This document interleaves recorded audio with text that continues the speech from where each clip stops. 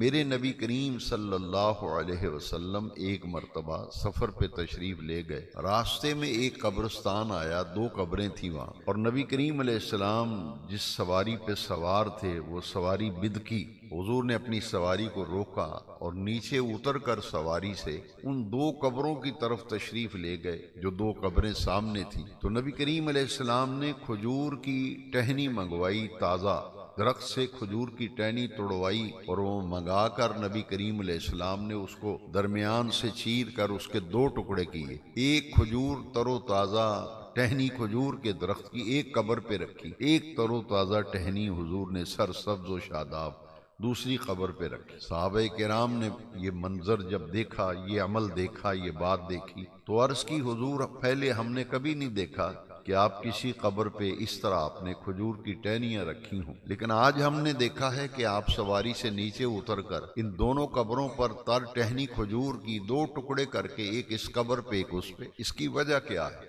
نبی کریم علیہ السلام نے فرمایا ان دونوں قبر والوں کو عذاب ہو رہا تھا، ان دونوں قبر والوں کو عذاب ہو رہا تھا، یہ میں نے کھجور کی تر ٹہنی ان دونوں قبروں پر دو ٹکڑے کر کے ایک ایک ٹکڑا اس لیے رکھا ہے کہ ہر تر شے اللہ کی تسبیح بیان کرتی ہے، ہر تر شے اللہ کی تسبیح بیان کرتی ہے۔ یہ تر ٹہنیاں میں نے اس لیے رکھی ہیں، یہ جب تک تر و تازہ رہیں گی، ہری بھری رہیں گی، یہ اللہ کی تسبیح بیان کریں گی، اور تسبیح کا فائدہ دونوں قبر والوں کو ہوگا اور اللہ تعالیٰ ان کے عذاب میں تخفیف کر دے گا، اس لیے میں نے کھجور کی دو ٹہنیاں رکھی۔ اب ہمیں نہیں پتا کب روزانہ قبرستان کے قریب سے ہم موٹر سائیکل بھگا کے گزر جاتے ہیں، مجھے نہیں پتا، آپ کو نہیں پتا، لیکن حضور نے دیکھا کہ دونوں قبر والوں کو عذاب ہو رہا ہے۔ یہی نہیں دیکھا بلکہ حضور نے یہ بھی بتلایا کہ ایک قبر والے کو کیوں عذاب ہو رہا ہے اور دوسرے قبر والے کو کیوں عذاب ہو رہا ہے۔ حضور نے فرمایا ایک قبر والا جو ہے جب پیشاب کرتا تھا تو احتیاط نہیں کرتا تھا، پیشاب کے قطرے جو ہیں اس کے بدن پر گرتے تھے، کپڑوں پر گرتے تھے، وہ پاکیزگی، طہارت و صفائی کا خیال نہیں رکھتا تھا، اس لیے اس کو عذاب ہو رہا ہے۔ اور دوسری قبر والے کو اس لیے عذاب ہو رہا ہے کہ وہ لوگوں کی غیبت کرتا تھا، گلے کرتا تھا،